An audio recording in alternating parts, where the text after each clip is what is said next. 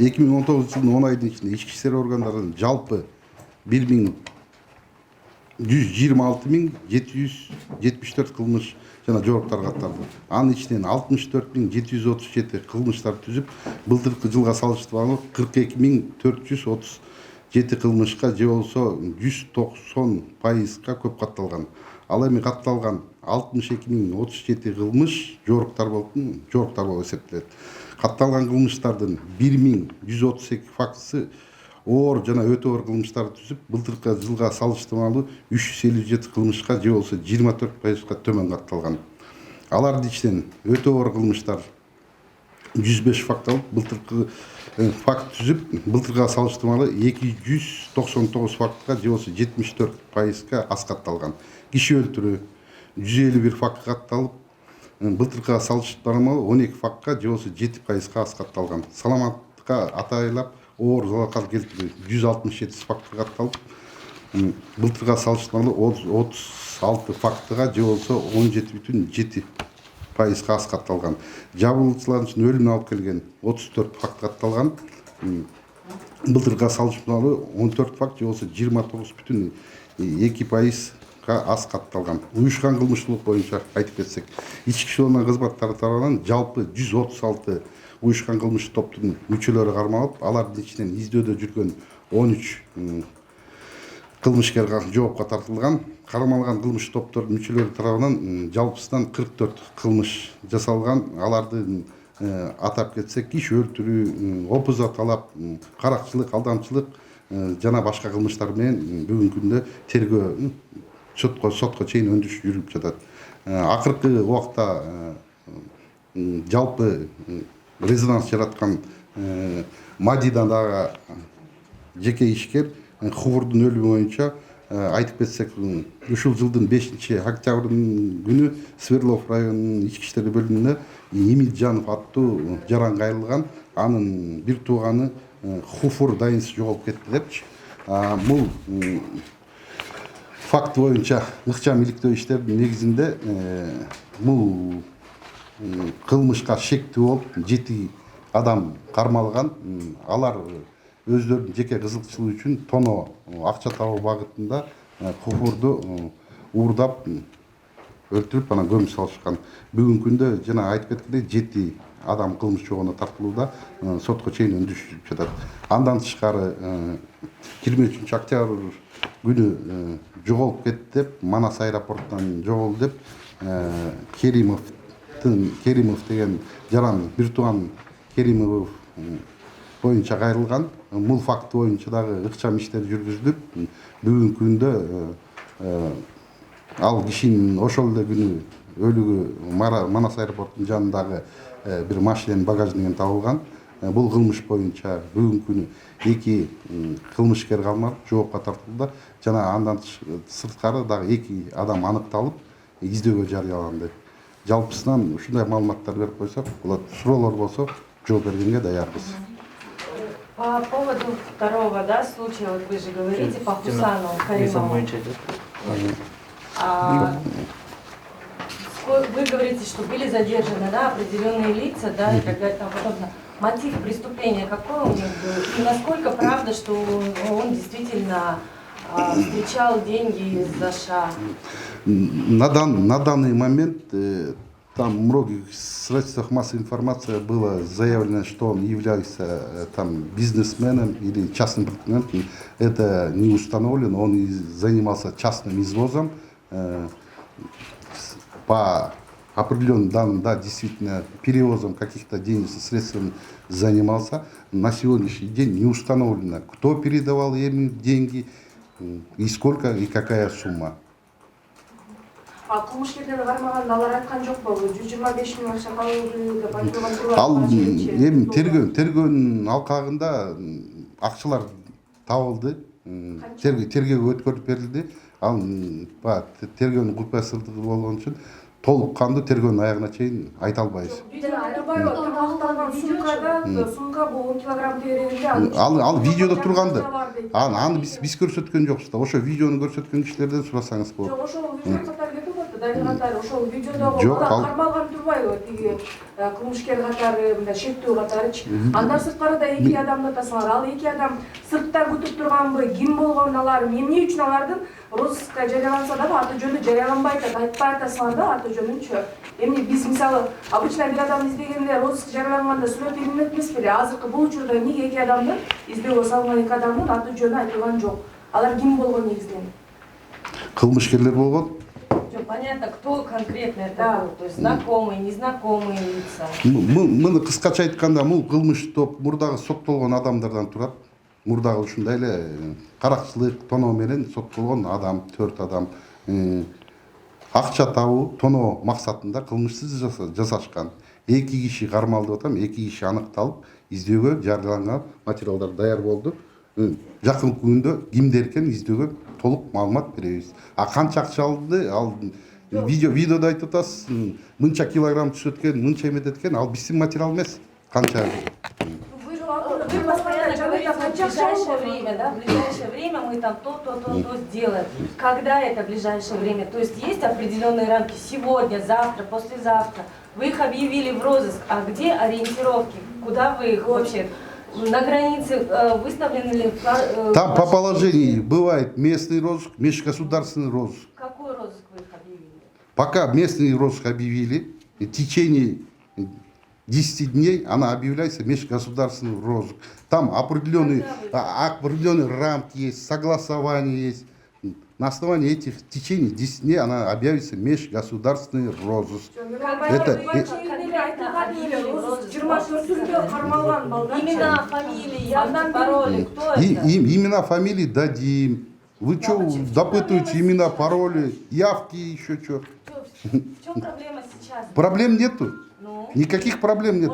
Люди задержаны, я говорю. Двое задержаны. Установлены, объявлены розыск. Никаких проблем нету. Подождите, двое, хорошо, двоих вы задержали, еще двоих вы в розыск объявили. Кто эти лица? Мы дадим в ближайшее время. Почему сейчас не... Там есть определенные рамки, инструкции по положению. Ну вы же их уже Нет, объявили. Нет, ну, товарищи сказали же, есть что- нюансы, потом дадим. Подождите, хорошо? А вот установлена какая-то связь между вот убитым водителем и Саймейти, который убежит в Турции? Нет, на данный момент никаких связей не установлено. Просто общался, что они партнеры. Никак нет. Так, там частным извозом и по информации достоверно. Вот это все проверяется, что он занимался перевозом денег. На сегодняшний день хозяин, еще раз повторяю, владелец денег не объявился. Все эти деньги, как говорится, перевозились незаконно, может быть. Это не первый случай, это раньше и было. Через аэропорт, через границу перевозится крупная сумма денег. А можно уточнить, сколько денег примерно было обнаружено? А вы везде говорите, да? Уезжать. Ну, по-моему, около 100 тысяч долларов. Больше 100 тысяч долларов. 75 миң деп башында. Жо, биринчи 10 миң доллар айтылган, кийин айтылды 125 миң доллар кармалган адамдар. Эми ал канча сумма эмне экенин ал көп эмени деле следствияга эмесин тийгизбейт да. Бүгүнкү күндө кылмыш бар, вещественный доказательства бар, аныкталды кишилер бар. Анан мынча болду айтылды, биз айткан эмес сумманы. Мен айтып атам, кичине 100 миңден көбүрөөк деп туурабы? Жана андан соң алынган видео ошол ишиге тийиштүү. Уруксат ошого жөнөтүп, Оштон акча алып келаткан ошолчу видео. Да, жооп берет. боюнча акчанын суммасы боюнча азыркы кезде деген тергөө жана акчалуу иштер постоянно основанияда жүрүп жатат. Акчалар жана кылмышка тийиштүү адамдардын кармалышы, алардын катыштуу баардыгы азыр такталып атат. Да, чоң суммада акча бизде изимат этилди. Ал жумуш постоянно улантылып жатат. Акчанын канча суммада болгону, кимдер буга катыштыгы бар, бул акча каяктан келгени азыркы убакта такталууда. Самаркандтан келген деген маалымат. Андай маалыматтар жок, азыркы убакта такталууда. Ошо такталып бүткөндө тергөө аяктагандан кийин толук маалымат берди. Бүгүнкү күндө бул аэропорттогу кылмыш боюнча ички ishlardan мурда иштеген, азыркы иштеген кишилердин кесеси бар деген маалымат болсо бизге бериңиз. Сизден жардам болот. Ошону кайтып алсаңыз. Бүгүнкү күндө тергөө сотко чейин өндүрүштүн алкагында андай фактылар аныкталган жок. Бирок иш жүрүп жатат. азыр акыркы убактарда кылмыш кылган адамдарды ошол жаза мамлекет аткар мамлекеттик кызматкерлеринин көзөмөлүндө деген маалыматтар чыгып атат. Ошол жатак абагында дегенчи. Негизи ошол жатак абагындагы кишилерди сиздер көзөмөлдөйсүзбү же ошол жак мекеме көзөмөлдөйт? Эми жатак абак болгондо бул баягы колония поселение да. Түрмөдө отурбайт. Же эки кызматтын тирешиби же? Эч кандай тиреш жок бул жерде. Ал деген колония поселениеда мамлекет жабак аткаруу или ГСИМдин кызматкерлери көзөмөлүндө болот. Анткени алар мен билгенден айына бир гана жолу келип, мекемеге келип, мен бармын, мен бияқта иштеп атам деп, келишимдин негизинде сыртта иштеп, иш жүргүзөт. Ошондо толук кандуу, постоянно көзөмөлдө болбойт. Ошондо сиздер эч кандай карабайсыздар, аларды учет калтырчу болуш кандайдыр? Мурдагы мыйзамдардын негизинде жүргүзчүбүз азыркы убакта жүргүзүлбөйт. Мурун административный надзор деген бар болчу. Ошонун негизинде баягы колония поселения чыккан кишилердин үстүнө көзөмөл жүргүзчүбүз. Бүгүнкү күндө 2019-жылдын 1-январынан баштап 5 мыйзам жана 5 кодекс жана 2 мыйзам келген. Ошонун негизинде иш жүргүзүлөт. Буга чейин 19 августта эсиңизде болсо керек, Дордой тараптан дагы Кытайларды тоюп кеткен, карактап кеткен факт атталган, анда $300,000 каражат алып кеткен деген. Ошол боюнча иш эмнеби? Кытайга тонуп кеткен факт боюнча азыркы кезде бир адам, бир жаран кармалган. Бир кармалган азыркы тергөө абагында камакта. Ал боюнча деген калган ошо кылмышка тиешеси бар адамдарды тактоо боюнча тергөө амалдары ыкчам иштеп жүрүп атат. Такталган жокпу дагы кимдин? Такталып атат. Канча адам жүрүп атат. Канча адамдын тиешеси бар ал боюнча? Эми канча адам тиешеси бар, кандай адамдар, ал жөнүндө бул кармал бүткөндөн кийин, тергөө амалдары бүткөндөн кийин баяндап беребиз. Азыркы кезде жумуш толук кандуу жүрүп жатат. Негизи ушул тергөө амалдарды окпойсузбу? Канчага чейин созулуш керек? 1 жыл, 2 ай же болбосо чектөөсү бар болчу. Дайыма эле ошо тергөө амалдары кылмыштын бет ачылганга чейин жүрөт. Кылмыштын бет ачылгандан кийин 2 айдын ичинде сотко жиберилет. Негизи ошол убакыт барбы ошол? Кылмыш ачылганга чейин 2 жыл, 3 жыл болсо деле жиберет. Кылмыш ачылганга чейин өндүрүштө болот. Дайым тергөө амалда жүрөт. Мурда кандайдыр бир 2 ай деген чектөө болчу эмес беле? Азыр кандай чектөө алынып салынган турбайбы? Чектөө жок азыркы кезде, жаңы закондор боюнча чектөө жок. Кылмыш ачылганга чейин тергөө амалдары жүрөт. Бүгүнкү күндө уюшулган кылмыштуу топторго каршы күрөш жүрбөй атат дегенден алыспыз. Бүгүнкү күндө уюшулган кылмыш топторго аеусуз иштер жүрүп жатат бизде. Бүгүнкү күнү 2019-жылдын 10 ай ичинде уюшулган кылмыштуу топторго каршы күрөшүү башкармалыгы тарабынан 136 кылмышкер кылмыш жобуна тартылды. Алардын ичинен 7 кылмыш дүйнөсүндө криминалдык статусун алып жүргөн смотрящий дегендер да кармалган да. Бул боюнча 136 кылмышкердин топтордун мүчөсүнүн арасынан 145 кылмыш иши ачылган. Именно уюшулган кылмыштык топтордун мүчөлөрүнүн арасынан. Тиешелери барлар да. Основной кандай кылмыш иштерге башкарылат боюнча? Бул жерде ар кандай кылмыштар, бул жерде каракчылык, тоно, алдамчылык, издөөдө жүргөн адамдар кармалган. Киши өлтүрүү фактысынан да көп бар. Жалпы кылмыштарда мындай айтып кеткенде. Скажите, пожалуйста, вот по вчерашнему инциденту, да, чего обвиняемся, почему не удалось сразу задержать этого человека, который с ножом бегал же?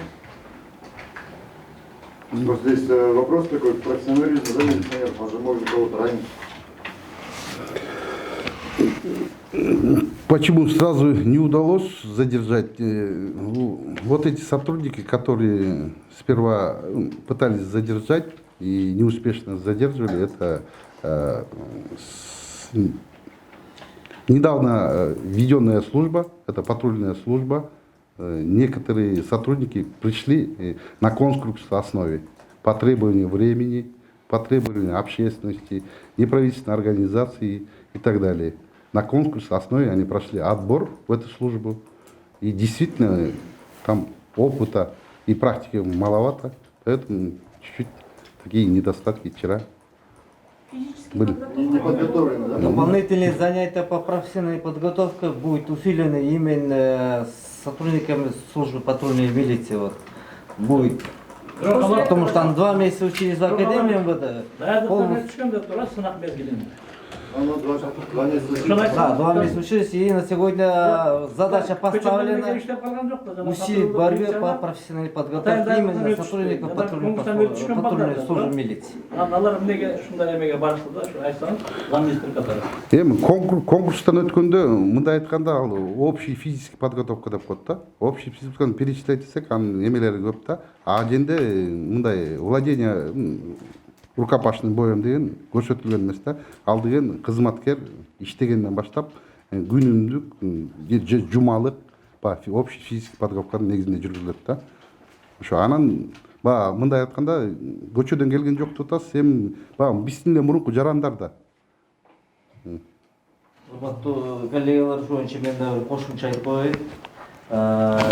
Азыркы мезгилде патрулдук милиция кызматынын биринчи этабы бүтүп ишке киришти, экинчи этабы окуп атат, үчүнчү этабы боюнча 225ке чукул кызматкер алынмак. Азыр 400 киши кандидат тапшырды. Алардын баары конкурстан өткөндөн кийин 2 айлык, 3 айлык атайын окуудан өткөрүлөт. Анан көчөк инцидент боюнча, бул боюнча териштүүлөрү болду. Биз ошол кызматкерлердин дагы бош убакытларында ошол күчүрмөн аскердик даярдык окууларын күчөтүп, алардан жума сайын, ай сайын зачетторду алып, анткени ар кандай кырдаалдарга туш келет. Ошол себептен бул багытта биздин жетекчилик кошумча тапшырмалар берилди. Бул биринчиден. Экинчиден, бүгүнкү учурда айтып коюш керек, Ички иштер министрлиги, жалпы эле милиция органдары жалпы кылмыштуулукка каршы күрөшүүдө, уюшкан кылмыштуулукка каршы күрөшүүдө эч кимден эч нерседен корккон жери жок биринчиден. Экинчиден, уюшкан кылмыштуулук баш көтөрүп жакын арада бийликке согуш жарыялайт дегенди бул негизи туура эмес пикир деп эсептейбиз. Себеп дегенде бизде кызматкерлер бардык республика боюнча, Ички иштер министрлиги боюнча дагы уюшкан кылмыштуулукка каршы күрөшүү боюнча бардыгы көзөмөлдө турат, бардыгын байкап турат, бардыгы ким менен кандай байланышта бар, кимдер кайсы кылмыштарды жасаган, кимдер кайсы түрмөдө кимдер менен турат, бардыгы боюнча атайын иш чараларды жүргүзүп атат. Ошол үчүн Ички иштер министрлиги мына ыйгарым түрдө ачык айтабыз, уюшкан кылмыштуулукка каршы күрөшүү жана жалпы кылмыштарды жөнгө салууда, коомдуктарды сактоодо бүгүнкү күндө жетишерлик мүмкүнчүлүгү да бар, күчү да бар. Экинчиден, өзүңүздөр билесиздер, 2019 жылдын 1-январынан баштап жаңы мыйзамдар, жаңы кодекстер кирген. Ошого байланыштуу Кыргызстандагы бардык кылмыштар, бардык жоруктар, жада калса жанагы жол кырсыгындагы материалдык чыгымы жоктагы фактылардын бардыгы катталат. Ошондуктан катталган кылмыштардын, окуялардын саны бүгүнкү күндө салыштырмалуу жогору. Бирок ошол эле учурда жалпы Кыргызстан боюнча оор жана өзгөчө оор кылмыштардын катталышы жана алардын ашышы боюнча салыштырмалуу бүгүнкү күндө бир топ ийгиликтер бар. Ошон үчүн биздин негизги максатыбыз бүгүнкү күндө коомдо жаралып жаткан ар кандай пикирлерге мындай ачык так берели деп атабыз. Сиздер болсо конкреттүү фактылар боюнча сурадыңар. Конкреттүү фактылар боюнча да бүгүнкү күндө мына силерге өздөрүңүзчө кошумча интервью алып бергенге уюшкан кылмыштуулук боюнча дагы жалпы кылмыштуулук боюнча бүгүнкү биз даярбыз. Кошумча суроолор болсо Жалпы толуктап кетсек болобу? Сиздин айткан. Кылмыштуулукка негизинен аябаш күрөш жүргүзүлүп келет. Жана бүгүнкү күнү айтып атпайбы, кылмыштуулук, уюшкан кылмыштуулук баш көтөрдү деп. Ага биз толук макул эмеспиз. Анткени өзүңөр деле байкагандай, акыркы жылдары буйртмөлтүлөр, крим разборкалар булар бүгүнкү күндө жок. Акыркы 3 жылдын ичинде десек. Ага чейин өзүңөр билесиздер, Бакиевдин маалында, мурданкы президенттердин маалында айына чейин 3-4төн буйртма киши өлтүрүүлөр болчу, крим разборкалар болчу.